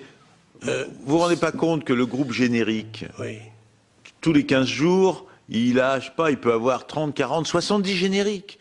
Un générique, c'est un produit qui est inscrit au registre des génériques et qui a fait une étude de bioéquivalence qui montre qu'il est entre 0,8 et 125 du produit Princeps. Boum! Le type, il fait ça, boum, il arrive et il est générique. Et on ne peut pas demander à des experts qui ont des problèmes de positionnement des médicaments et de stratégie thérapeutique de refaire le boulot du groupe générique qui a dit ce médicament, il est un générique, boum. Alors c'est vrai que rétrospectivement, ça fait tâche, on peut pas dire autrement, mais c'est tout le problème de ces machines technico-réglementaires. Puisque nous sommes là pour essayer de faire évoluer le système, je voudrais vous confier une interrogation que j'ai sur les génériques. Par exemple, Moi aussi. peut-être que c'est la même chose à laquelle on pense. On va voir. Typiquement, prenez l'exemple du Roaccutane, qui est un médicament qui a un profil de tolérance qui interpelle et qui à l'heure actuelle n'est plus que génériqué puisque les princeps ne sont plus sur le marché et les systèmes de pharmacovigilance des laboratoires génériques ne sont pas aussi opérants que ceux des princeps. Et donc le gros problème du générique, la société a voulu que les génériques, moi personnellement je suis pas favorable. Mais pourquoi le princeps n'est plus sur le marché? Parce que il y a nombre de génériques pour lesquels, au bout d'un moment, l'industriel se désinvestit du sujet. Il ne reste plus que les génériques. Et donc, autant une pharmacovigilance est opérante, je ne veux pas dire que tous les industriels, parce que je fais attention à ce que je dis, surtout qu'on est filmé, mais je ne suis pas totalement sûr que les industriels du générique ont une politique de pharmacovigilance qui soit aussi opérante que celle des princeps. Voilà. Donc ça au moins, si disons la loi pouvait là-dessus nous garantir des choses, ce serait certainement important. D'accord. Madame le rapporteur. Je vais revenir sur est-ce que vous ne pensez pas qu'il y a un déséquilibre entre, je reviens sur la question que j'ai posée un petit peu tout à l'heure, mais autrement, entre les autorisations et les retraits de mise sur le marché, puisque si l'AMM se fonde sur un rapport bénéfice-risque préjugé favorable, le retrait résulte d'un rapport démontré défavorable. Et si les études d'AMM sont populationnelles, les retraits se fondent sur l'étude de cas individuels, ces cas étant plus difficiles à rassembler et à démontrer. Alors, est-ce qu'il n'y a pas un déséquilibre dû à cela, finalement, entre les autorisations et les retraits de mise sur le marché ? Le retrait qui est lié à l'émergence d'un effet indésirable, par exemple, n'est pas forcément lié au cas individuel. Il peut être le résultat aussi d'une étude. Tous les industriels ne sont quand même pas, malgré tout... certains industriels font leur travail. Des études de phase 4 peuvent exister et qui, tout d'un coup, vont montrer qu'après tout, le rapport bénéfice-risque que l'industriel croyait vouloir démontrer comme favorable n'est plus favorable. Et à ce moment-là, il peut y avoir un retrait soit de certaines indications, soit de l'AMM en elle-même. Hein. Donc, il y a deux aspects. Il y a soit l'aspect collectif d'une étude, soit l'aspect individuel. C'est les deux. Ce que vous voulez dire, Madame la rapporteure, c'est que quand on met un médicament sur le marché, disons, le fait que la balance bénéfice-risque soit favorable, c'est simplement une présomption. On n'en est pas sûr, hein. D'ailleurs, je crois que le professeur Bergman l'a indiqué très clairement dans certaines de ses interventions dans la presse, hein. Mais que en revanche, hein, et ça, c'est plus monsieur le professeur Bergman qui parle, en revanche, lorsqu'il s'agit de retirer un médicament, on ne se fonde plus sur un risque présumé, mais sur un risque avéré. Donc, vous voyez, dans un cas, il y a présomption, et dans l'autre, il faut que ce soit avéré. C'est ça, hein, je pense que c'est ça. C'est ça. Voilà. Et derrière ma question, il y avait une autre, parce que moi, c'est une question qui m'interpelle, ça nous a été nommé, en tout cas, notamment dans l'affaire du Vioxx. Est-ce que cela provient pas aussi du fait que, lorsqu'un médicament est mis sur le marché, il est mis en place à partir d'une norme qui est une norme pasteurienne. Bien sûr. Alors que lorsqu'il va être mis en distribution, effectivement, il n'est pas adapté il est en général mis sur le marché pour une population qui a des maladies chroniques. Donc il y a un dysfonctionnement de la norme par rapport, et donc systématiquement, il va procurer des effets indésirables. Bien sûr, bien entendu. Je vais vous donner je donne mon sentiment, puis vous... lorsqu'on donne une AMM, le rapport bénéfice-risque est jugé favorable. Sinon, on ne donnerait pas l'AMM. Il est jugé favorable. Et il résulte... présumé ou jugé, il est jugé favorable. De notre responsabilité, on a considéré que le rapport bénéfice-risque était favorable. Cette décision, ou cette proposition de décision, elle résulte des études qui ont été faites dans une population spécifique. C'est évident que dans la vraie vie, les choses sont différentes. Certains industriels, c'est l'observation que je fais en tout cas, ont un certain talent pour faire des études dans des populations qui ne vont pas correspondre exactement à la vraie vie. Hein, parce que parfois, je suis admiratif. Écoutez, oui, mais c'est des constats qu'on fait. Vous êtes admiratif, nous on fait des constats. On fait des constats malheureusement, et bien entendu. Alors au jour d'aujourd'hui, on a inventé quelque chose qui s'appelle les plans de gestion de risque, en disant justement, il faudra affiner pour que dans la population réelle, ce qui sera le cadre de la prescription, on puisse vraiment mieux évaluer ce rapport bénéfice-risque. Donc vous avez à ce moment-là les études qui sont demandées à l'industriel Vous savez, au jour d'aujourd'hui, on parle beaucoup des plans de gestion de risque qui sont nés il y a 8 ans à peu près, 7-8 ans.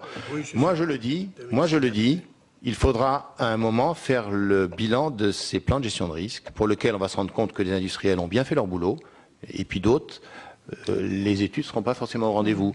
Avec l'argument qu'on nous dira que c'était compliqué à faire, que c'est difficile, que ceci, que cela.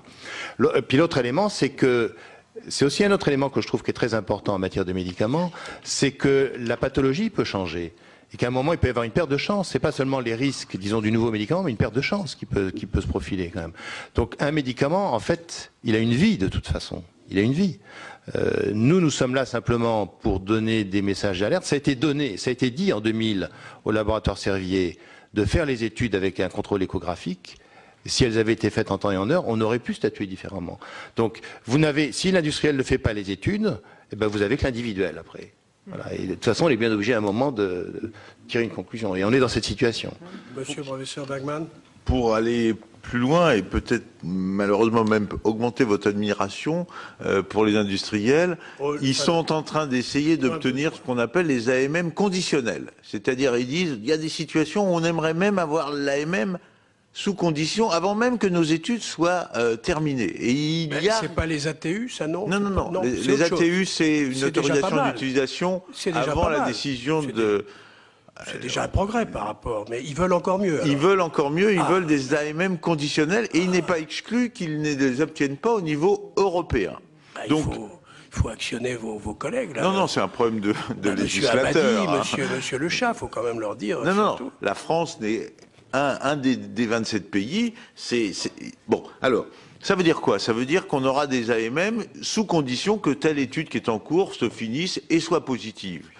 Et on va se retrouver dans une situation qui est la même que celle qui génère ces plans de gestion de risque. On engrange de l'information, puisqu'effectivement la population dans la vie réelle n'est pas la même que la population bien choisie des essais cliniques, des malades très particuliers, où les informations arrivent. Et là, vous dites, pourquoi est-ce que à ce moment-là, vous ne retirez pas l'AMM? N'oublions pas que si on a 3-4 effets indésirables sur un médicament qui est donné à 35 000 malades, il y a aussi 34 997 patients qui prennent le médicament. Oui. Et un certain nombre d'entre eux en tirent bénéfice. Et de dire, ah ben voilà, il y a 3 malades qui sont morts, donc on le retire, qu'est-ce que vous faites des autres? Je vais vous raconter l'histoire du natalizumab. Le natalizumab, c'est un anticorps monoclonal qui est donné dans la sclérose en plaques.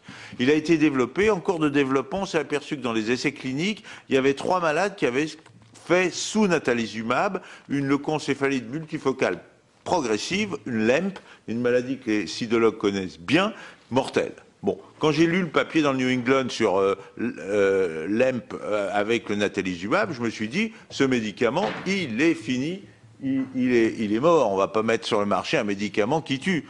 Bon, eh bien paradoxalement, malgré les 3 cas de LEMP, les associations de malades atteints de la sclérose en plaques ont dit, oui, mais nous, on a vu que ce produit, il donnait 20% de réponse, il y a 20% des malades qui s'améliorent dans la sclérose en plaques, et nous, on pense qu'on préfère 20% de réponse avec un cas sur 500 de LEMP.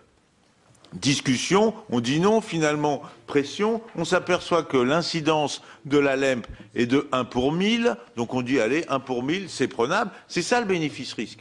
Hop, on met le médicament sur le marché avec un plan de gestion de risque. 2 ans plus tard, on s'aperçoit que l'incidence n'est probablement pas de 1 pour 1000, mais plutôt de 1 sur 250.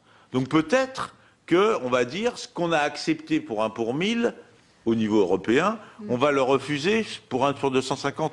C'est extrêmement difficile. Moi, j'aimerais bien vous demander à vous, selon que vous soyez médecin, selon que vous soyez sénateur, selon que vous soyez à la MM hongroise, hollandaise ou française, selon que vous ayez un enfant qui a une sclérose en plaques, selon que vous ayez un conjoint qui a une LEMP, tout ça, ça rentre en jeu. Moi, je ne sais pas quelle est la bonne décision. C'est vachement difficile. Mais alors, monsieur le professeur, si vous nous dites que vous ne savez pas, alors qui c'est? Alors personne. C'est le groupe. Personne. Parce qu'il faut... Et pour faire du lien avec ce qu'on a dit tout à l'heure, ce dossier du natalizumab, par exemple, va revenir par une autre porte. Et à la prochaine commission d'AMM ou celle d'après, je ne sais plus très bien, j'ai demandé et obtenu que les associations de patients puissent être présentes, non pas pour nous aider, non pas pour voter. De façon permanente, de façon exceptionnelle. Bah écoutez, j'ouvre une porte. Vous savez, moi j'ai l'habitude d'essayer d'entrebâiller les portes. D'accord. Bon, voilà. je ne sais pas si elles accepteront de venir, parce que c'est des sujets difficiles, mais au moins pour recueillir leurs sentiments. Simplement pour recueillir leurs sentiments.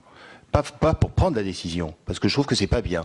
J'ai toujours fait en sorte, et je le dis pour les associations de patients infectés par le VIH, je ne pense pas que ce soit bien qu'elles soient acteurs de l'AMM, mais qu'elles soient au courant des choses. Et qu'elles nous aident à prendre des décisions est une chose importante.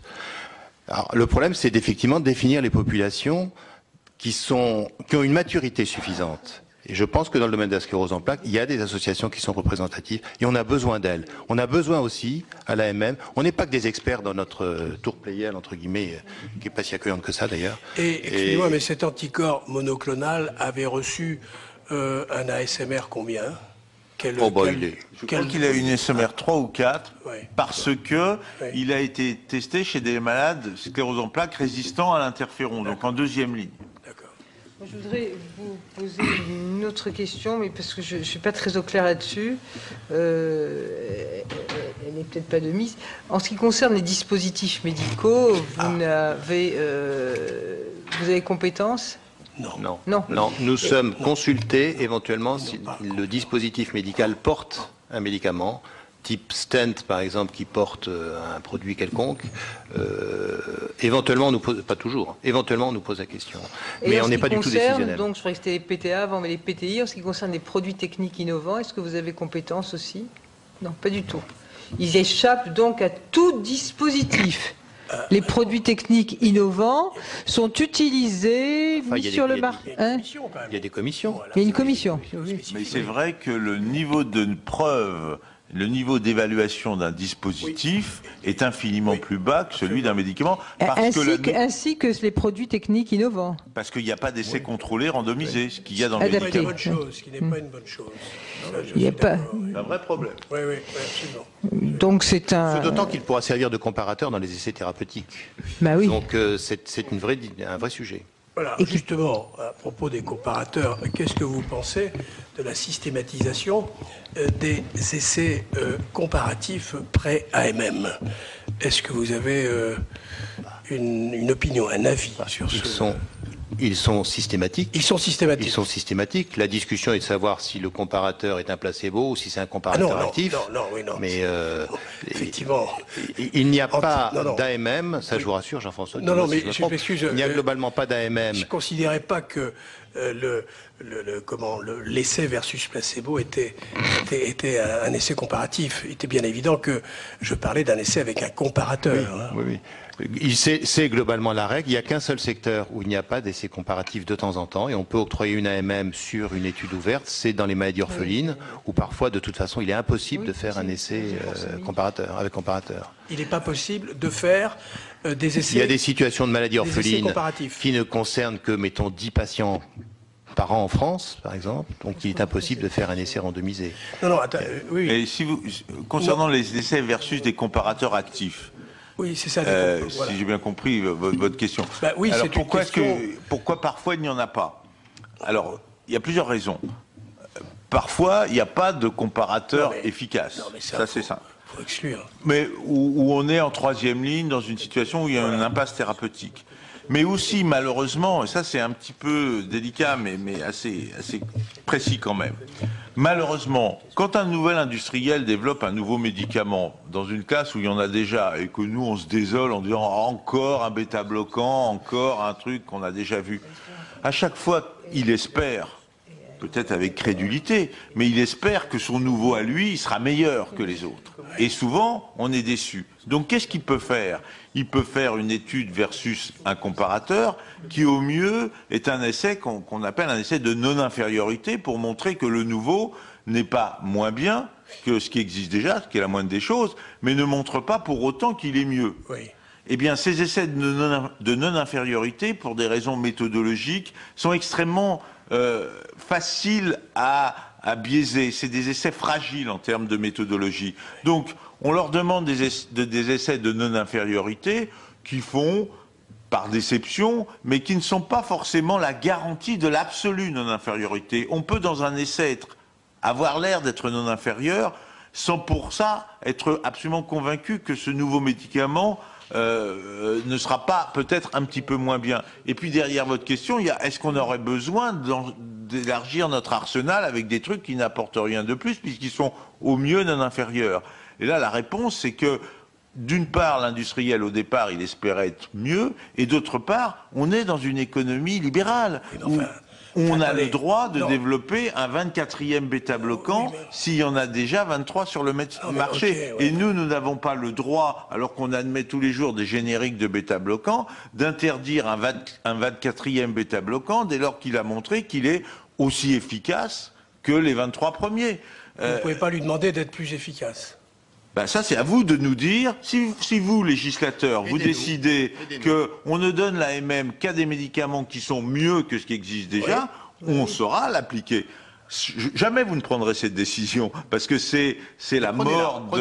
Prenez-la, ça vous intéresse, prenez-la. C'est la mort de, la mort de la recherche, c'est la mort de l'industrie, c'est comme si vous exigez... Mais la recherche, écoutez... On s'aperçoit, et à mon grand étonnement d'ailleurs, que de plus en plus les laboratoires se séparent de leur centre de recherche. Donc j'ai l'impression que c'est un secteur qui sont en train d'abandonner ou en tout cas de transférer. Abbott a fermé son centre en Angleterre, mais c'est tout. Et alors, c'est parce qu'ils ont fait un centre en Russie, ça coûte moins cher. Oui, mais enfin, je ne sais pas si c'est le cas en l'occurrence. Hein, si, c'est le cas. C'est le cas, oui, mais enfin, toujours est-il qu'on a l'impression que les laboratoires pharmaceutiques n'investissent pas dans la recherche autant que, par exemple, dans le marketing. Quoi. Et ça a toujours été ça. Ça a toujours, oui, mais ça ne veut pas dire pour autant que c'est pas bien. Une bonne chose. Non, mais c'est une bonne chose. Alors, quand on vous est effectivement, quand vous dites, comprenez que si on ne met pas des médicaments inefficaces sur le marché ou pas plus efficaces que ceux qui existent déjà, on tue la recherche. Et j'estime que c'est quand même un raisonnement auquel j'ai des difficultés à adhérer. Parce que moi, si j'ai besoin de médicaments, c'est pas tant pour faire vivre la recherche, hein, c'est surtout pour apporter un bénéfice aux patients. Dans la mesure où ces médicaments n'apportent pas de bénéfice, eh bien, je crois qu'il faut effectivement, il ne faut pas pour autant... abandonner la recherche et ne plus financer la recherche, mais il faut peut-être trouver d'autres moyens de financer la recherche. Mais si on compare l'âge d'or des années 80, on a trouvé beaucoup de choses, les inhibiteurs de conversion, les antirétroviraux, tout ça. Bon, tout le monde rêve. Vous, les malades, les médecins et bien sûr aussi les industriels, de trouver des nouveaux médicaments plus efficaces. Et nous, notre bonheur serait d'avoir que des belles AMM pour des nouveaux produits et d'avoir que des ASMR 1, 2 ou 3. Tout le monde serait heureux de ça. Mais qu'est-ce qu'on fait si c'est pas le cas ? Qu'est-ce qu'on fait si l'industriel essaye, développe, et puis paf, l'essai arrive, et au lieu de montrer la supériorité, il montre la non-infériorité. Est-ce qu'on lui dit, bon, ben, rentrez chez vous, vous avez investi 2 milliards, votre truc, il est pas moins bien, mais il est pas mieux, on le met pas sur le marché. Si vous le décidez, c'est facile à appliquer. Hein. La Finlande a fait ça dans les années 75-85. Il n'y a plus un seul labo qui a développé quoi que ce soit en Finlande. Oui, mais ils ont quand même... Mais la Finlande est en Europe maintenant. Ils avaient un Vidal de poche. Oui, mais c'est au moins plus vite. Mais donc, vous considérez, puisque ces médicaments que vous mettez sur le marché sont automatiquement, jusqu'à présent, remboursés par la Sécurité sociale. Donc, ce qui veut dire que, par voie indirecte, c'est l'assurance maladie qui finance la recherche par le canal de ces médicaments que vous mettez sur le marché uniquement pour que l'industrie pharmaceutique puisse continuer à faire de la recherche, je veux bien, mais aussi à se développer et à faire en sorte que la rémunération des actionnaires soit toujours ce qu'elle est, quoi, parce que jusqu'à présent l'industrie pharmaceutique fait partie de notre économie libérale. On n'a pas décidé qu'en France, et d'ailleurs si on le décidait en France sans le décider dans le reste de l'Europe ou a fortiori du monde, ça serait forcément punitif et contre-productif, mais on n'a pas décidé d'administrer la recherche du médicament en France. Si demain on décide que la recherche dans le domaine thérapeutique est une fonction de l'INSERM et du CNRS et qu'on interdit les industriels de développer, ben ils arrêteront, ils iront développer ailleurs. il ne faut pas oublier que 65% de l'industrie du médicament est entre les mains des Américains, des Suisses et des Japonais. Il y a peu de chances que ces trois pays souscrivent à cette décision. Donc la recherche sur le médicament va continuer à se faire dans un esprit qu'on critique, mais qui est quand même l'esprit aujourd'hui de l'économie libérale. Mais monsieur le professeur, vous avez constaté comme moi que les laboratoires cherchent, c'est vrai, mais qu'ils trouvent de moins en moins. Vous êtes bien d'accord avec moi? Donc on continue à mettre sur le marché des médicaments inutiles simplement pour financer une recherche qui ne trouve rien. Ils ne sont pas inutiles. Qu'on pourrait éviter. Hein, il y en a un certain nombre qui n'apportent pas plus que ce qui existe déjà. Mais on en est les premiers, désolé. Mais il y en a aussi qui sont utiles. C'est nécessaire. Mais quand vous commencez votre recherche sur un nouveau médicament, sur une nouvelle classe, vous espérez, mais vous ne savez pas ce que ça va donner, sinon vous ne feriez pas d'essai. Bien sûr. Mais dans n'importe quelle industrie, on fait des recherches. Il n'y a pas que dans l'industrie pharmaceutique pour mettre sur le marché un produit. Et quelquefois, ce produit, il ne rencontre pas de la part des consommateurs le succès qu'on aurait souhaité. Un autre point qui est très important, c'est que dans ce monde du médicament, il n'y a pas le choix, le plaisir du consommateur qui a changé de confiture et qui trouve que la confiture nouvelle est meilleure que la précédente. Et la grande difficulté, quand vous utilisez un médicament, c'est que vous allez avoir une impression, soit parce que vous êtes le prescripteur, soit parce que vous êtes le malade consommateur, qui pourra être « oh là, je veux beaucoup mieux » ou qui pourra être au contraire « votre médicament ne fait rien ». Et cette impression, elle n'a pas de valeur scientifique. Si vous avez un nouveau médicament, vous le testez chez 3 de vos malades, ils ont tous les 3 des boutons, vous allez définitivement l'arrêter, alors que si les 3 premiers malades vous disent « oh docteur, il est génial ce produit », vous allez y croire, alors que finalement, c'est peut-être pas un si bon médicament que ça. Et l'absence d'outils, de mesures en permanence de cette efficacité, la crédulité des industriels, des médecins prescripteurs.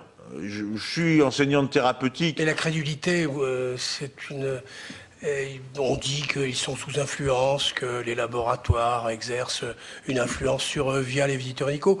Ils sont entièrement responsables ou...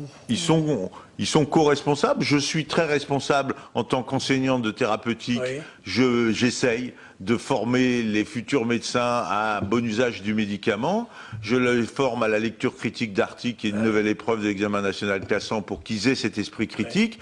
Je fais des cours, des visites où j'essaye d'expliquer, mais je suis, et Daniel aussi, et derrière ça, il y a le rouleau compresseur de la visite médicale, du Sympo, du porte-clés, du post-it et du stylo-bille. Et dans ce monde-là, c'est un peu David et Goliath. C'est clair que le médecin français, et là les études marketing le montrent bien, est caractérisé par les gens du marketing comme ce qu'on appelle un prescripteur rapide, c'est-à-dire que le médecin français aime beaucoup le médicament moderne. La vitesse de pénétration d'un nouveau médicament sur le marché est sensiblement plus élevée en France que dans les pays nordiques ou, disons, anglo-saxons. C'est de notre responsabilité. C'est comme ça. Et c'est dommage, mais c'est une réalité. Bien, il est tard, mais je voudrais, avant de partir, vous poser une dernière question à monsieur le professeur Bergmann. C'est la lecture d'une de ses déclarations dans Le Monde qui m'a incité à vous poser une question, en tout cas faire une observation. Vous dites, je vous cite, je ne sais pas si c'est... En tout cas, voilà ce qui est dit. Jean-François Bergmann met le doigt sur le cancer qui ronge l'hôpital public. Et je vous rassure tout de suite, je suis totalement d'accord avec vous. Et hélas, l'ensemble de la médecine française, le soin des malades est devenu une industrie qui doit faire du profit. Très bien. D'où le déluge de scanners, IRM, des appareils de plus en plus coûteux. Il faut les user, les amortir, les remplacer. Leurs fabricants sont à la porte, dans l'attente fébrile de nouvelles commandes, etc. etc. Parfaitement d'accord avec vous. Et dans tout ça, le médicament. Ils réalisent des profits, ils n'en les réalisent pas. Est-ce qu'ils sont mettre sur le même rang que ces profiteurs qui fabriquent des scanners et tout ça, ou bien est-ce qu'ils sont à part? Non, non, c'est pareil. Vous les avez oubliés alors? Non, non, j'ai souvent, j'ai peut-être trop souvent écrit sur le médicament, donc là je me suis lâché. Pour une fois, il s'est lâché. Pour une fois, je me laisse taper sur quelqu'un d'autre. Parce que si en bas on met professeur Gerdman, lien d'intérêt avec TOC, aussitôt, ça va être mal interprété, vous comprenez? On dira, bon, J'ai pas de lien d'intérêt avec les fabricants de scanners, mais il se garde bien de critiquer les laboratoires. Pourquoi? Parce qu'il a un lien d'intérêt. Franchement, qu'il n'y ait pas de sous-entendu. Faut-il encore qu'il y ait... Vous pouvez pas me dire ça. Qu'est-ce que vous lui demandez? Vous lui demandez de ne pas s'exprimer à ce moment-là. Pour une fois qu'il y a quelqu'un qui s'exprime dans la presse avec, disons... Si vous reprenez... Je ne fais que lire. Hein. Oui. Monsieur le sénateur, si vous reprenez tous mes écrits dans Le Monde, puisque ça c'était dans Le Monde, ça s'appelait Les 3 maladies de l'hôpital public. Là, je parlais de l'hôpital public, qui est aussi mon employeur. Très bien. Mais j'ai écrit 3-4 fois des articles dans Le Monde. Un sur les évaluateurs, où j'ai essayé d'expliquer que nous étions bénévoles et honnêtes, et plusieurs sur les médicaments. Il y en avait un qui s'appelait Donnant-Donnant, qui s'appelait « Je veux bien qu'on nous fasse enfin de la formation médicale continue sur la thérapeutique, mais en échange, et qu'on se fasse payer pour ça, parce qu'ils veulent 15C pour aller faire la FMC, mais en échange de ça, il faut que cette formation soit recertifiante et qu'on exige qu'elle soit obligatoire. » Donc j'ai écrit sur le médicament. Oui. Et ce que font les scanographistes à nous expliquer que le scanner d'avant, il est démodé, et je dis toujours que c'est comme mon fils qui m'explique que la Nintendo 4, elle doit remplacer la 3 et qu'il jouera plus jamais avec la 3 maintenant qu'il y a la 4 sur le marché. C'est exactement la même chose avec les médecins. Elle n'est pas remboursée par la sécurité sociale, hein, la Nintendo, enfin à ma connaissance. J'ai lu ce matin une étude sur le Candesartan versus le Losésartan, un qui est génériqué et l'autre qui l'est pas. Bien évidemment, aujourd'hui, le médecin, il va recevoir des visiteurs médicaux des produits non génériqués et il va être par cette visite médicale, par la presse médicale, une certaine presse médicale, par beaucoup de choses, incité à prescrire le plus moderne, c'est-à-dire celui qui n'est pas génériqué. Et qui est plus cher. Mais je suis le premier, une fois, reprenez tous mes écrits, je suis le premier à dénoncer ce système. Oui. Mais c'est notre système, c'est celui que le législateur a voulu. Oui, mais il faut... Oui, effectivement. Enfin, il y a quand même un article dont je me souviens, puisqu'à l'époque... Nous avions une mission, là encore, sur le Vioxx. Hein. C'était dans le Figaro, c'était pas dans Le Monde. Hein, où vous aviez effectivement défendu le Vioxx. Hein. Bon, alors là, vous n'avez pas eu besoin de le suspendre. C'était dans Le Monde. J'écrivais, je me souviens très bien, j'écrivais qu'aujourd'hui on avait décidé du retrait du Vioxx sur le risque cardiovasculaire. C'est pas vous, hein, c'est le laboratoire. Hein. Oui, c'est le laboratoire qui a retiré, tout à fait. Tout à fait. Ah non. Mais on n'avait pas compté la différence en hémorragie digestive, et je me posais la question de savoir si on perdait en infarctus, on gagnait en hémorragie digestive, et on retombe sur notre problème permanent qui est celui du bénéfice-risque. Oui. Aujourd'hui, en termes médiatiques, de faire un infarctus, c'est un crime, d'empêcher une hémorragie digestive, c'est moins grave. Donc, ce qu'il lui fallu faire, et ce que personne n'a jamais fait sur le Vioxx, c'est de mesurer le nombre d'infarctus induits et le nombre d'hémorragies digestives évitées. Je ne l'ai pas fait non plus. Hein. Et avant de dire il faut retirer le Vioxx, pourquoi le Vioxx a été retiré par Merck? C'est que le jour où ils ont calculé le prix que leur coûterait l'indemnisation d'un infarctus américain pour un malade qui prenait du Vioxx par rapport aux bénéfices qu'il prenait chaque jour en vendant du Vioxx, le jour où le prix à payer était supérieur au prix à bénéfice, c'est du bénéfice-risque, on est d'accord. Moi, je me dis, la question qui se pose, c'est combien on induit d'infarctus, combien on empêche d'hémorragie digestive, et c'est, si on avait eu à décider en AMM du retrait du Vioxx, on l'aurait pas pris sur combien ça coûte un procès pour un infarctus américain. Alors surtout que ça coûte rien chez nous, alors de toute façon, en plus, c'est pas grave. Hein. Mais on l'aurait pris sur qu'est-ce qu'on gagne, qu'est-ce qu'on perd, et on revient sur le problème du bénéfice-risque qui aurait impliqué les données de pharmacovigilance à condition qu'on les ait et qu'elles soient fiables, et les données d'efficacité du produit. Et c'est notre corps de métier en AMM. C'est sans doute pour cette raison que vous avez mis sur le marché l'Arcoxia et que vous avez maintenu sur le marché un médicament dont j'ai oublié le nom, voisin du Vioxx. L'Arcoxia a été mis sur le marché sur une AMM européenne pour lequel la France s'est opposée. Oui. Finalement, ça a été décidé. L'AFSAPS a utiliser toutes les arguties possibles pour empêcher la mise sur le marché, alors que... Pendant 3 ans, à peu près. Je crois que ça a duré pendant 3 ans, en fait, et c'est la menace de sanction. C'est la menace de sanction au niveau européen qui fait que le directeur général a quand même cédé sur... Oui. Donc je comprends. Enfin, je vous rassure, beaucoup de médecins prescrivaient le Vioxx avec un IPP, hein, un inhibiteur de la pompe à protons. Donc c'était la ceinture et bretelle. C'est-à-dire que l'argument que vous évoquez en faveur des... C'était pas la recommandation qu'on a fait. N'est pas... Enfin, les médecins, encore une fois, n'en ont pas tenu compte. Hein. En dehors de l'étude mucosa qui a été faite avec le misoprostol, il n'y a pas d'étude prouvant que l'adjonction d'un IPP avec un anti-inflammatoire non stéroïdien diminue l'incidence des hémorragies digestives. Il y a des études qui montrent que ça diminue les érosions endoscopiques, les douleurs, mais il n'y a pas de preuve que l'adjonction d'un inhibiteur de la pompe à protons avec un AINS diminue le nombre d'hémorragies digestives. Donc c'est une prescription, disons, conjuratoire. Et ça fait partie de mes refrains d'enseignante thérapeutique. Mais là encore, malheureusement, c'est un échec de plus. Écoutez, là, j'espère que beaucoup de médecins vous entendront. Hein. En tout cas, c'est ce que je souhaite. Bon, il est 13h. Vous voyez, je suis seul, donc je ne pense pas qu'on puisse aller beaucoup plus loin. Je vous remercie infiniment hein, et peut-être à bientôt. C'est la fin de cette audition consacrée au scandale du Mediator. Si vous souhaitez la revoir, elle est disponible en VOD sur notre site internet publicsena.fr. Cet après-midi, à suivre à partir de 16h, le débat sur la laïcité. Bonne journée à tous.